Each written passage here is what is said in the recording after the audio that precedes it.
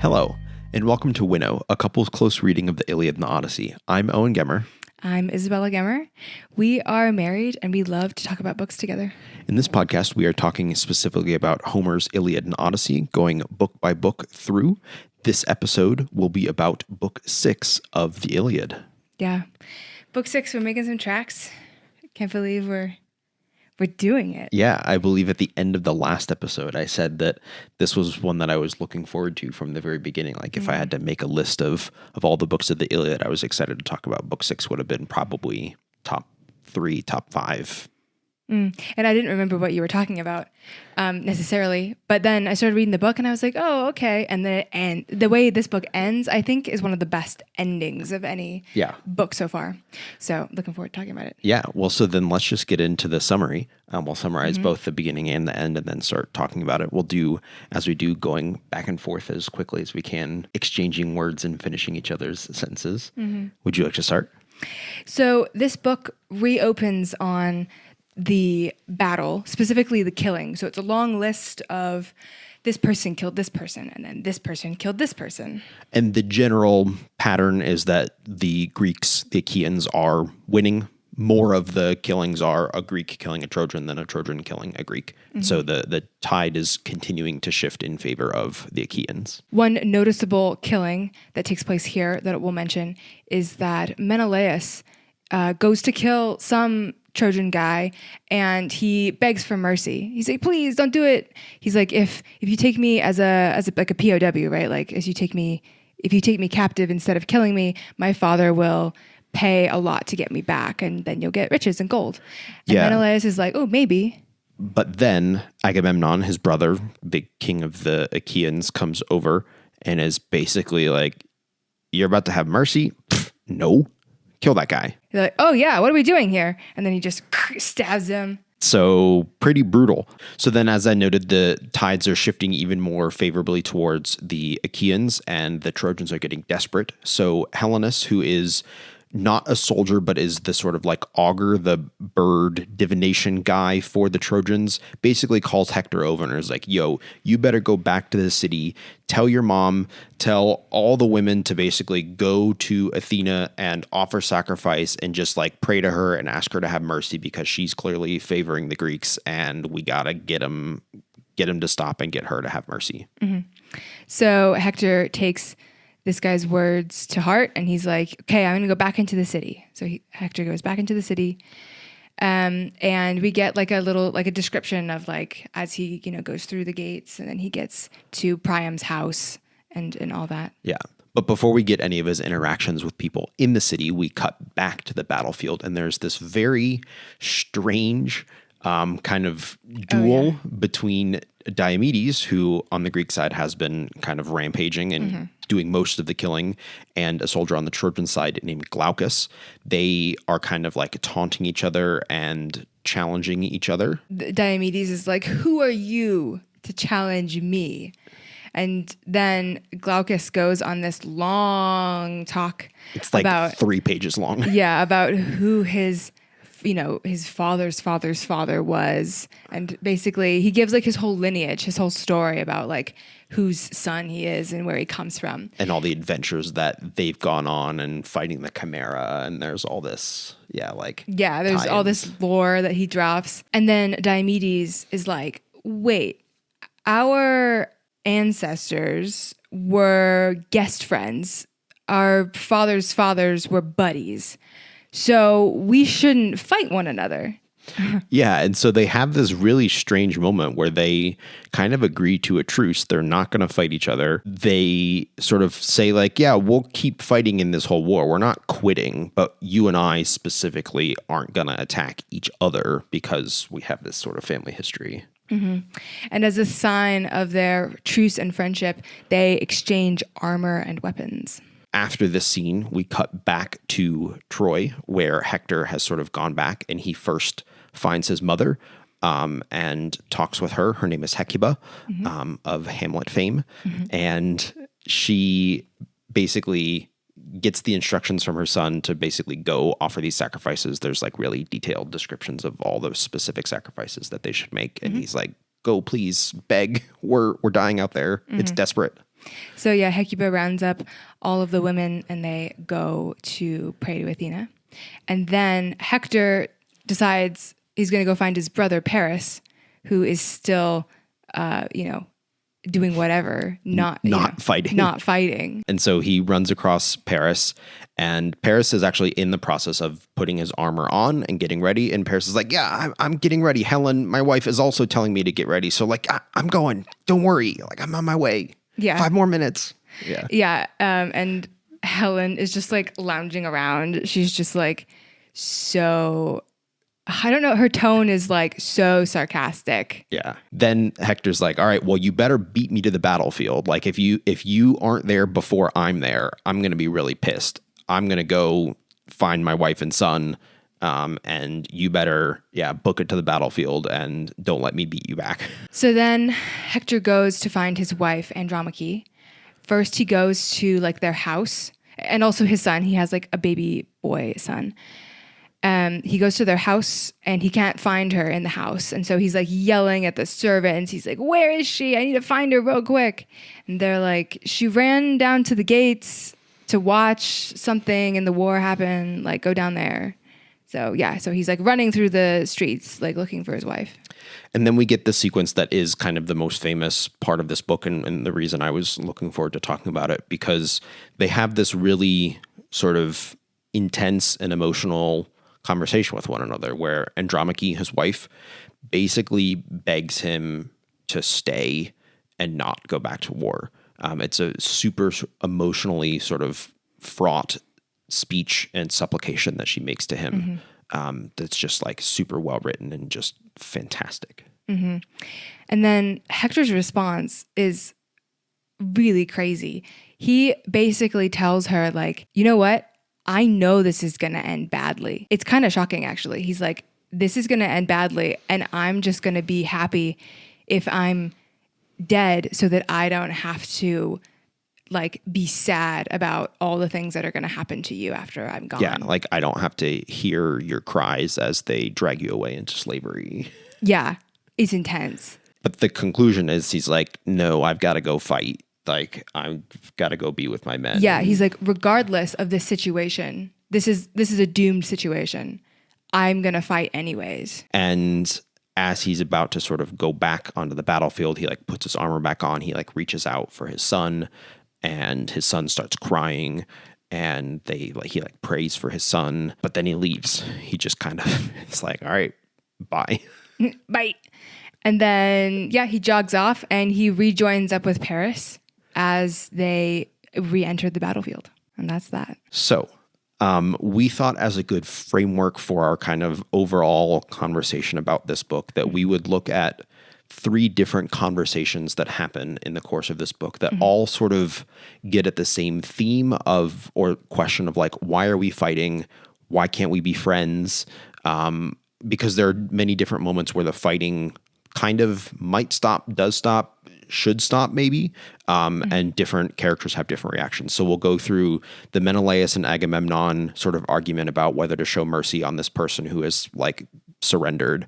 We'll go through the Diomedes and Glaucus, like, hey, our grandfathers are friends, let's not kill each other. And then we'll go through the Andromache and Hector, like, you should stay here with us rather than go back on the battlefield. Yep. So the Menelaus Agamemnon thing. Yes. Agamemnon's response to the situation is quite intense when he's like, what are you doing? We're fighting. Let me just read it. Yeah. As she's finding it again, like the exact situation, the details aren't as important. It's a pretty typical story of like defeats this person, the person like kind of surrenders, isn't like going down fighting. And as we said in the summary, he's basically like, yo, please take me alive. Tell my dad he'll ransom me for a lot of money. You can get a bunch of money and I won't die. Please. So Agamemnon says to Menelaus, let none of them escape the massacre dealt by your deadly hands, not even one. Even the little babies not yet born, whose mothers carry them inside their bellies, will not escape. All males alive in Troy will die, obliterated all at once, with no one left to care for them. That's pretty intense. We go from the extremes of mercy to the extremes of kind of genocide a little bit. Like, that's kind of what that is. Yeah. Like, we must wipe out the entire race of Trojans. And I think, right, the interesting part of this, for me at least, is that Agamemnon has sort of so committed to this war, not as an affront on Paris, right? It's actually, at this point, it's not about just getting Helen back. That's how it started, right? Paris stole Helen from his brother, and he's like, we need to go get her back. And that's kind of the initial impetus for the war. But here it's very clear that Agamemnon has sort of like found further motivation or kind of deepened his hatred, where it's not just about like killing Paris, or it's not just about getting Helen back. Now it's about sort of like wiping out all of Troy and kind of getting revenge on the entire city and the entire people, not just the sort of particular initial cause of the war. And it's about proving himself as a leader, right? And proving that they can do this without Achilles. I think that's on his mind. Yeah, right. Yeah, I do think we have to remember, a couple books ago, Agamemnon kind of being embarrassed by Achilles publicly and shamed as a result. I guess this passage just makes me sad because it seems so true to the ways like anybody who studies history kind of in any period or region of the world, like so many wars, it feels like start off for kind of clear reasons, or at least kind of confined and constrained, like this is our particular goal, and then end up just kind of being about so much more and like developing this kind of deep hatred of the other people for like who they are, rather than like we want to accomplish this particular goal. And I think it's just a natural part of human nature when involved in sort of the high stakes of warfare that we need to constantly find further and further justification for the brutality, that it's kind of like in for penny, in for pound, right? Like, well, we're already here killing people. Like, why are we going to stop now? Like, that's kind of how it starts, is like, we're here to kill. Like, we've already kind of committed to that. Like, why would we stop that MO all of a sudden? It's also a little shocking to hear it come from Agamemnon for some reason. Like, I don't really picture him as, or up until this point, I haven't pictured him as like bloodthirsty specifically. Like, because he's been kind of cowardly. Yeah. A little bit. Like yeah. Diomedes, bloodthirsty, right? But Agamemnon, it's like, oh, I didn't know that was also in you. He's kind of a complex guy. Yeah. In a bad, like in a way that for me makes it even worse. Like, I already didn't like Agamemnon based on his reaction to Achilles for the kind of like cowardly leadership. And now that his cowardice has kind of manifested in like extreme bloodlust, it's kind of the worst way to overcorrect, in my opinion. And yeah, like I wouldn't say there's nothing heroic about his actions here also. Right. Yeah. Because here's the other, I just kind of like noted this with his argument with Achilles. He was so caught up in the prizes and in the sort of like the glory of how much wealth he would get. And that seemed to be important to him. And here's this person offering a ton of wealth. He's saying, if you take me alive, my dad will give you a ton of money. My family will like ransom me. You can have a ton of stuff. Just keep me alive.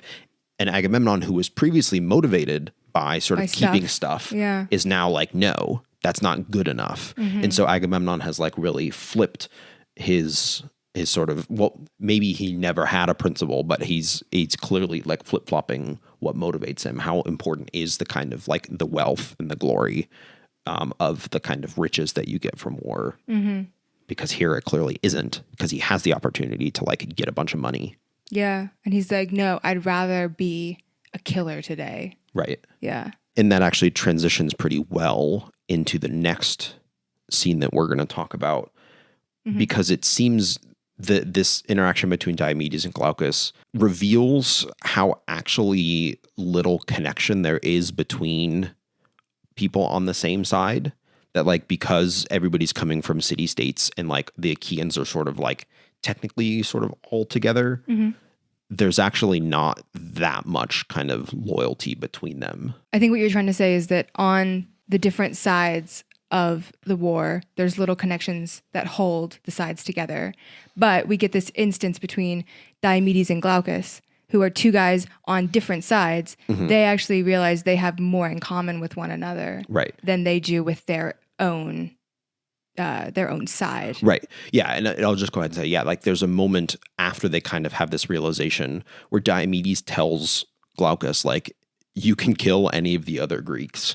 Just don't, like, we won't kill each other. And I just picture myself being like one of Diomedes' like comrades, like listening to this, being like, whoa, what? Like, you're okay with him killing me, but not like it almost feels tantamount to treason, right? Like, basically they're saying we're not going to kill each other, but I'll kill the rest of your friends and you can still try and kill the rest of my friends. Mm-hmm. And like, yeah, it's like, well, so then at what point, why don't one of you just join the other side? Like it's very confusing where there's clearly, we're still on separate sides, but we're not. How is the connection between like their parents and grandparents strong enough to want to stop fighting? It seems so out of character with everything that's happened in the book so far, where like these sides have been, especially Diomedes, right? Diomedes has been the one killing so many of the Trojans. And now he is the one actually to make a sign of peace and to stop fighting, and to actually want to make it happen publicly. Like, I think they kind of make a big deal out of like wanting this exchange and this truce to happen kind of in front of both armies as like a sign of something. How are we supposed to think of the power that these stories then have over them? Well, I think to talk about the concept of guest friendship, it's quite a powerful one in both the Iliad and the Odyssey. It comes back even more strongly in the Odyssey, I would say, as Odysseus goes from like little episodic interaction to interaction. The concept of guest friendship is brought up over and over again. And when you meet someone new, the kinds of things that the hospitality you expect them to extend, and vice versa, there is a lot of custom around this. And I think that the fact that Diomedes is willing to like lay down his sword against this guy just because of the concept of guest friendship speaks to how powerful of a custom it was. Right. And it's also powerful through generations. Like, it's not even that like, oh, you and I met 5 years ago or something like that. It's like our grandpas met and like hosted each other and things like that. And so it's kind of nuts to me because like it seems like on the one hand so wonderful that like you could care this much about being hospitable, to have these traditions and customs be so strong that you're willing generations later to like stop in the middle of a war and like be friends with one another. But it, I think also to me, is a stark contrast then with the brutality. So like the only difference between, like from Diomedes' perspective, he's been killing all these Trojans for the last couple books. The only difference between all these other people and Glaucus is that like their grandpas were friends, and Glaucus was able to tell this story and that made him stop. But it makes me just think like how many of these other people might you have had some connection with if you had just stopped to like talk to them first, right? Like to me, this seems to be a testament to the power of like the human connection of like Glaucus proves like I am a real person with a long history of my family and this kind of rich past and all this lore. And like supposedly every other person Diomedes kills also has that, but they all haven't been granted the same opportunity to like tell their story. And so they end up dead. Whereas Glaucus has the chance to like make this connection. And it just makes me wonder like how many of these other kinds of connections are there between the Greeks and the Trojans that we don't get to see? Well, I will say that their interaction, so they approach each other on the battlefield. That's how the interaction kind of starts. And it starts with Diomedes being like, who are you? He says, you look very strong. I never saw you here before in battle where men win glory. So Diomedes is impressed by how strong this guy looks, at least. So I think the interaction starts and Diomedes thinks of him as a worthy adversary at first. And then as Glaucus tells his story, he then starts to see him as an equal. Mm-hmm. And so I think that it might come down to just like, do you look impressive? But I do wonder if this is all because Diomedes is the one who ends up with the gold armor. I do wonder if we get an example here of Diomedes using his mind instead of his muscles for 1 second. Interesting. So I do think that maybe it comes from a pure place. Maybe he really is, because the interaction after they realize they're guest friends, they do say to each other like, oh, when this war is over, I will visit you and you will visit me. Mm-hmm. And so this relationship will continue after the war is over. Yeah. But I wonder if Diomedes saw this guy who looked strong wearing gold armor and was like, maybe I'll talk to him first. Interesting. To see what I can get out of this relationship. Yeah, I mean, I don't know if I buy that because at least for me, Diomedes has been on such a rampage and has proved himself an incredibly great warrior that I think if his end goal was just to get the armor, he would just go try and kill Glaucus. Like he hasn't been the schemer, the one to like kind of use tricks. And so I would think that, yeah, if the motivations were purely out of the desire for stuff, he would have just continued his pattern of killing. And so it's only the story and this kind of like feeling of guest friendship that is able to sort of stop him in his tracks. Going back to the idea of guest friendship, though, I would like to point out that being someone's guest back in these days was very much more involved than it is nowadays. So, because travel was so much more involved and actually dangerous to your, health and life. And when you stayed with someone, you would have stayed with them for more than just a few days, right? You're going to stay with someone for a bit. And while you're there, like the person who is hosting you is expending resources on you, like their food and water. And obviously that's the same thing that we do now. But it's just that I think, we take our resources much more for granted.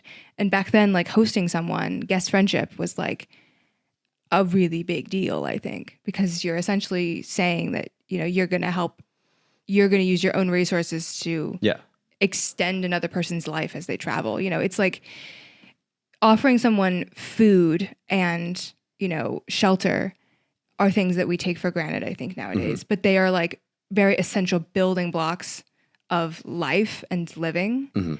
And so I think we need to think about them in those terms of them being these really foundational things. Yeah, I think that helps prove my point, right? Like, yeah. That like, right, this force, this guest friendship custom is the only thing more powerful than the bloodlust for Diomedes. That like, like it's not like a intellectual sort of like, I'm going to do this little trick and scheme. It's just this like, this thing is so powerful that it is actually able to like stop him from his rampage. So let's get to the big convo between Andromache and Hector. Well, let's start with Andromache's speech, because I actually think Andromache's speech is one of the best in the entire Iliad. If you're like looking for like a 100-line passage about why Homer is fantastic, I would highly encourage just reading, like if you don't want to read the whole thing, the whole book, or even all of book 6, like it's just so good. Do you have a particular passage within that 60 lines that you think is best? My favorite part is, I guess, a little bit more towards the end, where she explains how she was the daughter of a king in a different place. Hector did a lot, gave a lot of riches in order to have her as his wife. And then she went and married Hector, and she lives in Troy. But since then, Lord Achilles has ravaged her hometown. He's killed her father and her brothers, and she doesn't have a home anymore. That place doesn't exist. Something else also happened to her mother. I think she's in slavery, essentially. Because she has no one else and nowhere else to go, Hector is her only person left. And so she says to Hector, You are my father and my mother. You are my brother and the vigorous man whose bed I share. Please think of me, have pity, and stay here on the wall. Please do not make your son an orphan and your wife a widow. And I really think that like you are, it's essentially a way of saying that you are my everything, but in a very concrete way of like, as a woman, without Hector, she has no place in society, or she will be a slave without him. Yeah. And that's like intense stakes. Like for her, the only thing that separates her from slavery is Hector staying alive. And she has to go about her days, in Troy while the fighting is going on, knowing that like, how can you like go about your day and live a normal life knowing that like at any moment, like you could go from being like married to a prince to being a slave. You know what I mean? Like it's intense. Yeah. It's so full of pathos, this whole speech. It is so sort of desperate and emotional and gut-wrenching, the way that she supplicates him to stay. You can't help but feel like she's right. At least I can't. And so Hector's response then, I think the interesting thing to note is that his response, he doesn't deny that she's wrong about things. Like, he's not like, you have misunderstood things. He doesn't directly acknowledge, but he's basically like, yes, these things are true. However, yeah, he says, I care about all these things too. Yes, but my sort of like honor is more important. Basically, he's like, I cannot be a coward. I cannot sort of be seen shrinking aside from the fighting, right? Because especially knowing Hector earlier in not just this book, but like a couple books ago, like he's been berating his brother Paris for like not fighting. He's like, you started this war, you're not fighting. He's been constantly like really harsh to his brother for like staying back from the fight. And so he's in his head like, well, I can't do the same thing. Like, I can't be a hypocrite and tell my brother to get out there and fight, but then I stay back with my wife because I just got mad at him for staying back with his wife. And so for him, right, like there's this contrast between his duty as a prince and as a warrior and as kind of the best warrior to fight that outweighs his duty as a husband and as a father. He is almost resigned to his fate in a sense. So when he responds to Andromache, he talks about the war. He talks about what's going to happen, the outcome of this war, like he knows it. He knows it for certain. And I will read. You see, my heart and mind know this for sure, that there will be a day when holy Troy will be destroyed, and Priam, lord of the Ashwood spear, and all our people. But no one matters more to me than you. No pain that anyone in Troy will suffer, not even Hecuba, his mother, or King Priam, his father, not even all my many noble brothers who will be slaughtered by our enemies and fall amid the dust in days to come. No pain of theirs affects me more than yours. And then he goes on at the end of his speech. But as for me, I hope I will be dead and lying underneath a pile of earth, so that I do not have to hear your screams or watch when they are dragging you away. He's like, I know what's going to happen.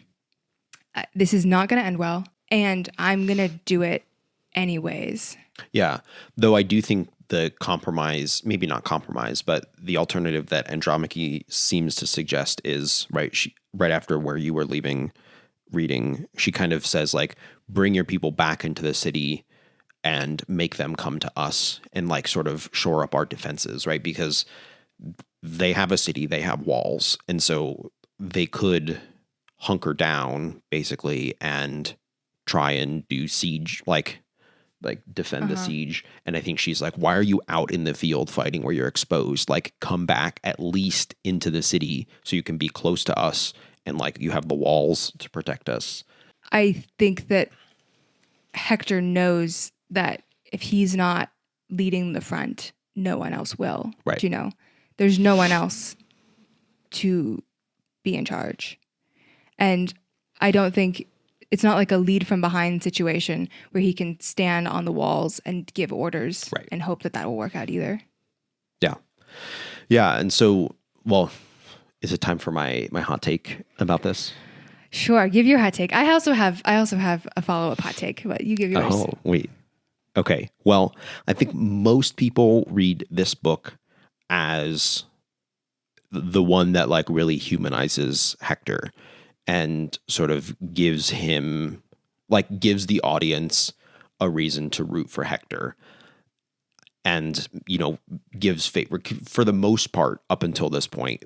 The audience has gotten more insight into the Greeks, and the insights we've gotten into the Trojans through Paris, and these have been kind of scumbags, and like we don't really like them. There's been a little bit of people we like, but this is, I think most people read this as like, you should like Hector for this, and we should like see a little bit more balance to the kind of like sides of the war.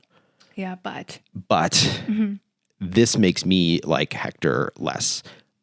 I think he obviously makes the decision that he is expected to be made as a warrior. And I think that's just the wrong priority. I think like there's a tension, and it's between being a father and a husband and being a warrior and a leader. And yeah, I just think like being a father and a husband is more important than going and trying to kill more people, especially if you know you're going to die either way, right? Like, yeah, like that's his argument is like, I'm going to die either way. And so I don't want to die close to you. It's like, no, like if you know you're going to die either way, like, don't you want to at least die like with your wife and kids, like in your arms? Like if you've already given up on living and you already know you're going to die, then at least die with your family, not like out on the battlefield away from everybody. Yeah. Okay. I have a lot to say about that. Okay. Firstly, I do agree. Although it does make you realize Hector, it's not like you liked Hector more because he's a softie or he has a soft spot. You know, it's the opposite. I think that it humanizes Hector because we get to see how like hard he is, like how almost hard-hearted. Yeah. How he can both feel really sad and heartbroken, but at the same time, he can present himself as being sure-footed and hard-hearted, duty-bound. Yeah. And that's why, okay, so... I just don't think that's admirable. Sorry. Like, yeah. Well, I don't know, because I think that Hector thinks that dying on the battlefield symbolically makes him a family man. He could die within the city walls, surrounded by his family that's not fighting. Or, because I think the way that this book ends, specifically with Paris, and he and Paris going out into the battlefield, it does make me feel like maybe they are brothers who really feel for one another. Because it's like, yes, he could die within the city walls with certain family members, or he could die outside of the walls with Paris, essentially. And like, I think maybe for him that dying on the battlefield symbolically is like the best he can do for his family. Yeah, I think it makes sense given the culture and the times. I just think it's a bad way to live. Like, I think it's dumb, and I think one should not live that way. And I think that this is a bad culture that glorifies the wrong things. And yeah, like I get it, right? Like, I think given, right, like the culture that he lives in and the sort of the way of life that everybody lived at the time, he is making the right decision for the times. Just like me, I just think that's bad. If I was Andromache, maybe in this moment I want Hector to stay, but ultimately when the walls fall, don't I want to know that Hector did everything he could have done? And if he'd stayed behind the walls with her, he wouldn't have done everything he could have done. I think that his speech to Paris before they run off to the battlefield, because it's such a stark contrast. He's having the conversation with Andromache, and he tells Andromache, I know this is not going to work out. I know the walls are going to fall. And then he turns around and he almost like puts on his happy face for Paris. Mm-hmm. He like that moment, I actually gave me chills when I was like reading the last bit. Like the way he like almost turns around, puts on his happy war face, and he's like, his brother's like, brother, am I too late? And then Hector, he's trying to bolster him up. He's like, you are a brave man, and yet you hold back. You choose to dawdle and refuse to fight. My heart is very troubled and upset when I hear Trojans criticizing you. So he's basically telling his brother, like, I know you can do better, but now we have to go. In future times, we shall make this turn out right. If Zeus one day allows us to set out the cup of freedom in our halls and let us pour libations to the everlasting gods who live in heaven, after we have driven these strong, well-armored Greeks away from Troy. He's lying.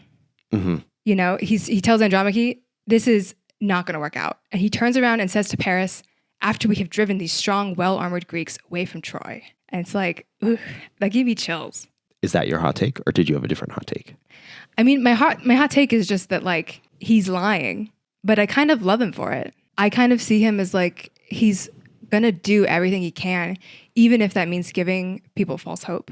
Astute listeners, through all of my comments this whole time with all three of these conversations, like, reminds me, like, I am deep, deep, deep down, like, a pacifist in, like, every way. And, like, there is, like, when it comes to these moments, like, there is basically nothing that can convince me or has that, like, war is worth it and, like, fighting is, like, worth it when it is in contrast with, like, this guest friendship in the earlier Menelaus and Agamemnon with mercy, right? Like, mercy should win, guest friendship should win, your wife and your child should win over your comrades. Like, for me, like, these things feel so obvious, and just, like, the alternative that Agamemnon takes of, like, yeah, no, just kill him. And that Hector takes of, like, yeah, no, like, I'm going to go lie and, like, we're going to keep fighting even though I know it's doomed. It just feels idiotic to me and just insane that, like, we get so caught up in this idea of, like, honor and courage and these sorts of things at the expense of, like, love and compassion. And it just makes me really sad because I don't think our world now is that different than this. But I think Hector is being compassionate. He's stuck between a rock and a hard place. And this is how he's chosen to make things right. But isn't it cowardly for him to say, if I'm going to die, I want to be buried so I don't have to hear you scream as you're dragged off into captivity? Like, to me, that's super cowardly. Like, I can't live with the thought of you being dragged into slavery, so I want to go die far away and be dead before that happens. To me, that's the ultimate act of cowardice, to say, like, no, wife, like, I know you're going to suffer, so I want to be dead before that happens. Like, no, you should suffer with your family. Yeah, it's pretty rough. And I think the other interesting thing is, in contrast to Achilles, right? Like, that's the other big thing to think about with this is we have a similar moment. Achilles has chosen, at least as of right now, to sit out of the fight. He's chilling by the boats. He's not fighting, even though he knows his comrades are going to die. Hector has that same opportunity. Andromache's like, yo, come chill with me. Don't fight. Let everybody else die. Who cares? And Hector chooses differently. And so I think, you know, from a literary perspective, this sets up Hector and Achilles as foils for one another, where they have a similar choice and they choose very differently. And so, again, like, from a literary perspective, it makes sense. From a cultural perspective at the time, it makes sense. I'm just not happy about it. Well, let's talk about the parallel to Achilles, because Achilles knows also that if he fights, it will be glorious and he will die. Mm-hmm. And right now he's waffling. In some ways, it's maybe not so different for Hector. Hector doesn't have, like, this famous prophecy like around him, but he does speak of the fall of Troy like it is inevitable. Mm-hmm. And when he gives that speech to Andromache, it feels like he is, like, prophesying in that moment. And he's not waffling in comparison to Achilles. That's true, yeah. He's very good in battle, but he's not as good as Achilles. Mm-hmm. He knows that. Yeah. And I think this is foreshadowing that when we get to Achilles, back to Achilles and his waffling, I'm going to be just as critical of Achilles as I am of Hector, because I think in book one, I was on Achilles' side because, like, yeah, like, just leave. Like, you got nothing here. And so I think you should commit to it and just leave. And he doesn't. but as of right now, I'm on Achilles' side, but he will change his mind and basically, make the same decision as Hector. I think I like Hector as a character so much because I enjoy characters that wear many faces. Not to say that they are necessarily liars, but that to some people they are one way and to other people they are another way. I don't think that it is necessarily an evil, deceiving thing. I think it just makes them really complex people. Mm-hmm. Again, we'll get to it. That's one of the reasons why Odysseus is so great. When we say we like a character, I think we should also make it clear that that doesn't mean that I think they are, if they were a real person, they would be a good person or someone that I would hang out with or approve of. Yeah, like from a literary, and I like Hector as a character, like from a literary, like he makes this book so interesting and dynamic. From a literary craft perspective. Yeah, fantastic. Yeah. I think the wide world of Greek myth retellings have muddied the waters between saying, I like this character, this Greek myth character, versus I approve of the moral decisions this Greek character has made. Yeah. That has become very muddy and murky. I think that I can like all these characters while simultaneously acknowledging that they are morally not good. Yeah.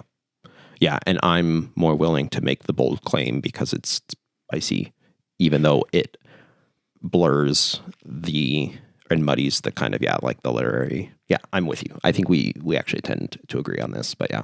To transition into our next segment, there is a particular word that is used 3 times at least during these exchanges between these different characters in addressing one another and all these kind of emotionally packed speeches. That word gets translated very differently, but it is the same word in Greek. So it's time for Greek time. Yeah. So you were the one who actually noted this, and I think you noted it before I did because afterwards I looked up a bunch of different translations. Emily Wilson is the only translator who translates this word consistently in all of its uses, at least in this book. I can go through quickly afterwards some other translators who all at 3 different moments in this book translate this word 3 different ways. Mm-hmm. But Emily Wilson is very consistent. She translates it the same every time. So do you want to talk about? Yes. So this word is, I think, best translated as strange, and that's how Emily Wilson translates it. The 3 instances that this word is used in this book. First, it is when Andromache addresses Hector. She calls him strange man, goes on to give her speech. Then when Hector addresses Andromache, he calls her strange woman. And then at the end of the book, when Hector meets back up with Paris, he calls Paris strange man also. So the reason that I flagged this and I wanted to look it up in the Greek and talk about it is because it is the same word in Greek is used in the Odyssey, particularly when at the end of the Odyssey, when Odysseus returns back to Ithaca, and he's in disguise when he returns to Ithaca, and as he starts performing these feats, he can outshoot the other suitors, and he has a few moments when he's trying to show Penelope who he is, even though he's in disguise. Penelope starts to address him as strange man, and he starts to call her strange woman. And so I find that very interesting in the Odyssey, and because I've read the Odyssey more times and more recently, that's what I'm more familiar with. And then rereading the Iliad, this popped up and I was like, oh, this is so cool. It's being used here when people who are very close, spouses, are recognizing each other and calling out to one another. That's why I wanted to look at this word. So what is the word? So this Greek word in question is daimon or daimonian. It can, depending on if it's in the noun form, the adjective form, these things. And it is a fraught word, and it has different translations and it's very tonal. It has different tones, which we'll get into in a second. Yeah. So it'll be we started sort of looking it up in dictionaries and things like this, and one thing that became very clear is that this word has shifted pretty drastically through different kind of eras of ancient Greek. So one kind of thing that it's important to know, right? We in the modern world sort of treat ancient Greek like it's one thing, right? Like it's all old Greek, different from modern Greek. There's modern Greek, ancient Greek. But within ancient Greek, there are further subdivisions of different kind of eras of ancient Greek that have slightly different vocab, grammar, again, connotative differences. Just like in English, you got Old English, Middle English, Early Modern English. Like language changes. We know that. We know that definitions of words shift and that. And so this word has shifted kind of through the different eras. And so I think it'll actually be cool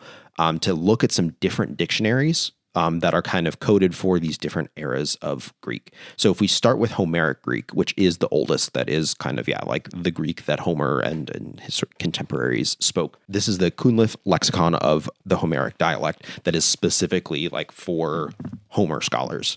So daimonios is translated as under superhuman influence, possessed, whose actions are unaccountable or ill-omened. Again, these are all the adjectival forms.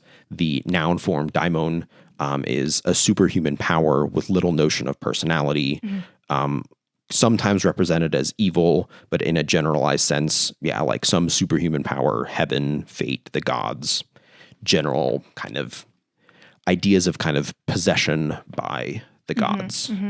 So in the context in which it's being used here, it is more of an expression of admiration. It's more like when you're awed by something someone does or something or someone is, because it's almost out of character, or it's something that normal people wouldn't do. There's definitely surprise, but usually surprise in a positive way of like, whoa, what? Like, yeah. Yeah, it's sort of like an exclamation of, I can't believe you did that, but in like a positive way. Why would you do something so senseless, but also exciting? Yeah, and I think the connotative differences between how it's used in the context of the rest of the speech changes it. And so I went through and I looked at a bunch of other Homer translations of these three different moments when Andromache uses it for Hector, Hector for Andromache, and then Hector for Paris. And basically, with the exception of Emily Wilson, everybody does it differently in all three different places because they're being used slightly differently. So Lattimore, sort of going in order, does it dearest and then poor and then strange. Butler does it dear and then just kind of like my own wife, so doesn't really do anything, and then my good brother. Lombardo does it possessed the second time, doesn't do it at all, and then the third time kind of does it strangely. It's like, I don't understand you, Paris. Chapman does it, oh, noblest in desire. Chapman is very loose. Then he does it dear, and then he does it honored. And then Pope does it like too daring. They're obviously all extreme. Like they are kind of, it's a term of sort of something heightened, right? Like dear or, over the top in some way or another. But it kind of, can sometimes be seen as a positive. Like dearest or something, or this like possessed, or like I don't understand you, or too daring. You're like over the top in this maybe like extra way. So like when Andromache greets Hector and she says strange man, it's almost like she's surprised that he's behind the walls. She's surprised to find him there. And so it's kind of like what are you doing here? Like, your actions surprise me, you strange man. And then when he responds to her speech and he calls her a strange woman, it's like he's shocked that she's saying these things to him in a sense. And then later when Hector says it to his brother Paris, I think that one is more in a sense of like, good sir, kind of like haha, my good fellow, off we go to war. Yeah. It's just a very complicated term. What was interesting for me reading these other translations and sort of seeing the just super wide variety is it's another moment where it proves that like translators have a lot of power, because it seems like a translator's own biases towards the characters in these speeches come through, right? So Lombardo's are more negative, right? Like possessed and like, I don't understand you. Whereas Butler's are all positive, like sort of connotated in English. And so it's another one of those interesting things where language doesn't map one onto the other, and translations are kind of inherently filled with the bias towards of their own authors. And I think it's interesting actually that Emily Wilson is actually consistent, and that hers is kind of the most neutral, that like strange isn't super negative. It's also not super positive. Like it kind of allows you to sort of interpret that as like, wait, is this a positive thing, a term of endearment, or is this a term of criticism? Whereas these other translators basically all kind of do that work for you by kind of giving it either a positive or a negative flavor. Yeah. I really like when a translator will commit to a certain word being translated the same way in all contexts sometimes. On the one hand, it's less expressive, right? Mm-hmm. So by using strange 3 times, we don't get necessarily the different connotations that it might have in each of the 3 instances, because each of the 3 instances, I think, has a slightly different tone to it. But they're all unified under this one umbrella with this one word. But at the same time, if you are not reading the ancient Greek, which most of us are reading a translation, and you realize, oh, this word is the same in these 3 instances, then it cues you that like, oh, that word is probably the same word in the original Greek. Mm-hmm. And so that can be very helpful. Yeah. Again, like I reading the Butler for the audiobook and then reading the Chapman on my own, and I sometimes reference the Lattimore, like I didn't catch this at all. Like when we kind of sat down, it was like, do you have any Greek moments? And you were like, what about this? And I was like, what? Like, I don't know what you're talking about. Because for me, like it gets buried because they all do it slightly differently. And so in my eyes, they're all just kind of like using some term to start a speech where it's just like, there's nothing important about this at all. Mm-hmm. Another reason we found it interesting is to do this kind of history of the Greek language a little bit through the lens of this word. Here in Homer, in Homeric Greek, it's again like this kind of like possessed or again, like kind of morally neutral, or can be used either positively or negatively. But it shifts a little bit. So the sort of second big era of ancient Greek is people refer to as Attic Greek, but it's basically Plato, Aristotle, Sophocles, kind of Athens. Like when you think about sort of really sort of like, the peak of ancient Greek intellectual life, that's kind of Attic Greek that most people, like when you study, if you go to college and study Greek, like you're mostly learning Attic Greek. Mm-hmm. The Daimon word, we've talked about how it's been used in this Homeric context, and then it gets picked up by Plato in this next stage of Greek.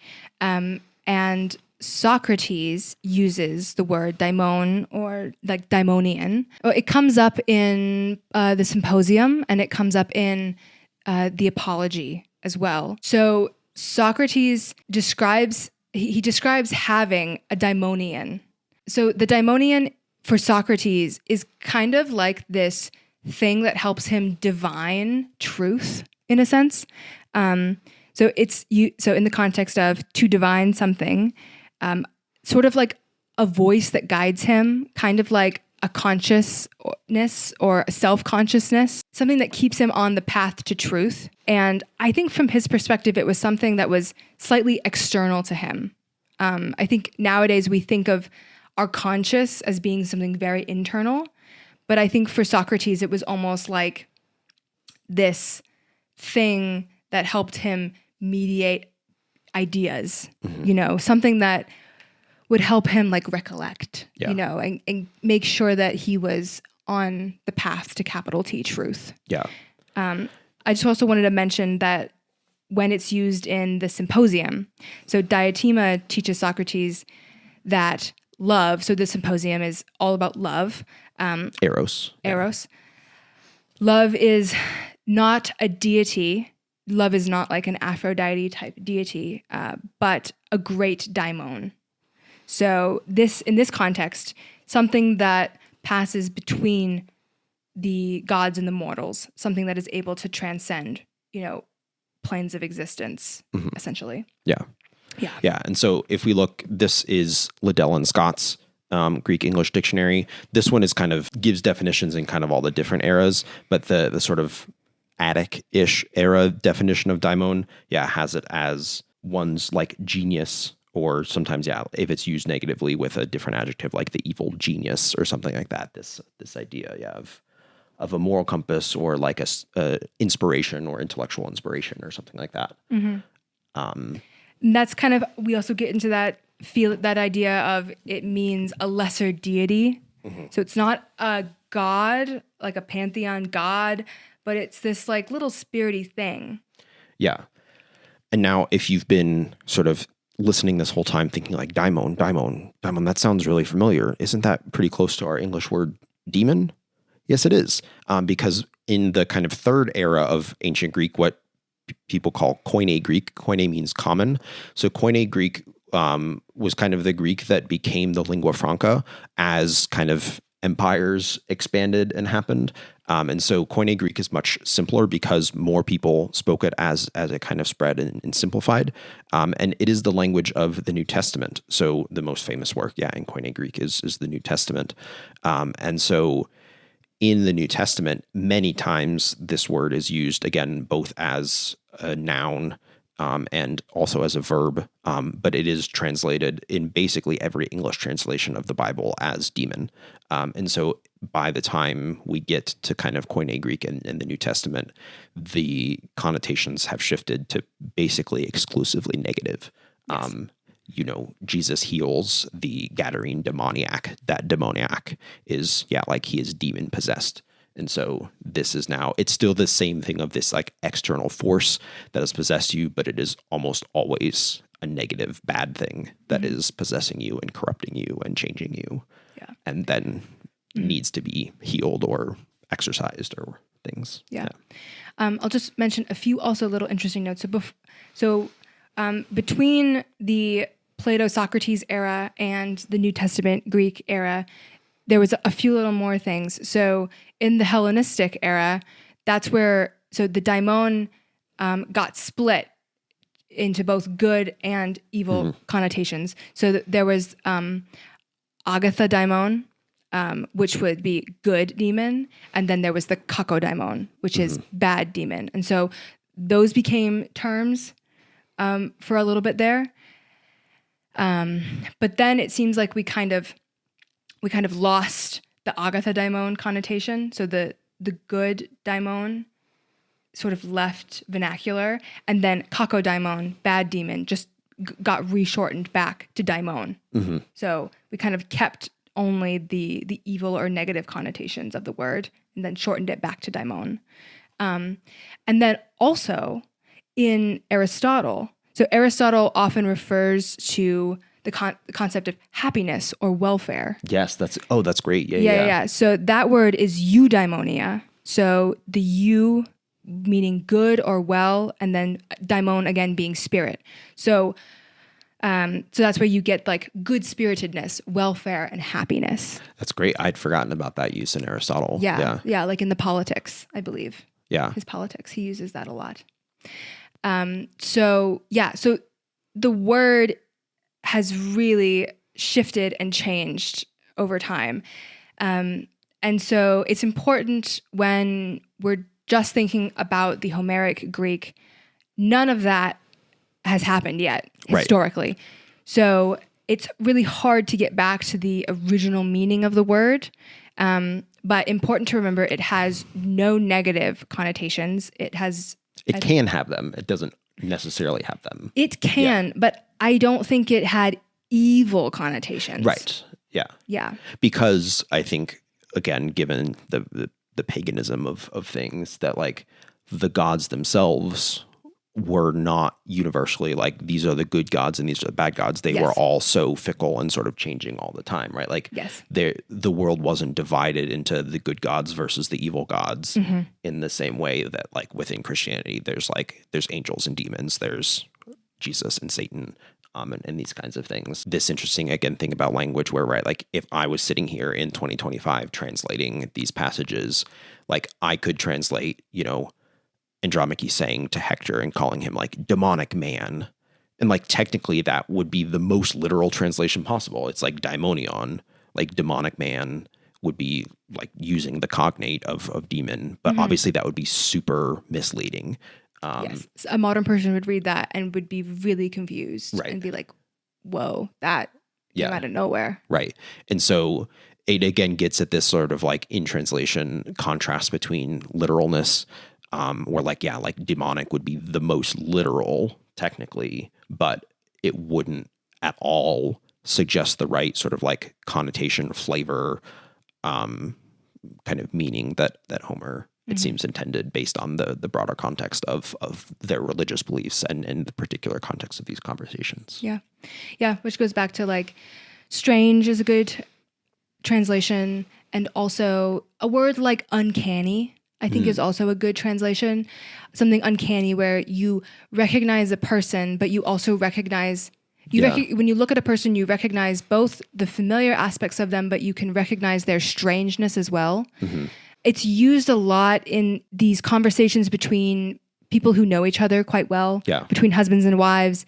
And then we also get brothers. Yeah. So these relationships where it's almost like that feeling of when you think you know a person and they can still do something that surprises you.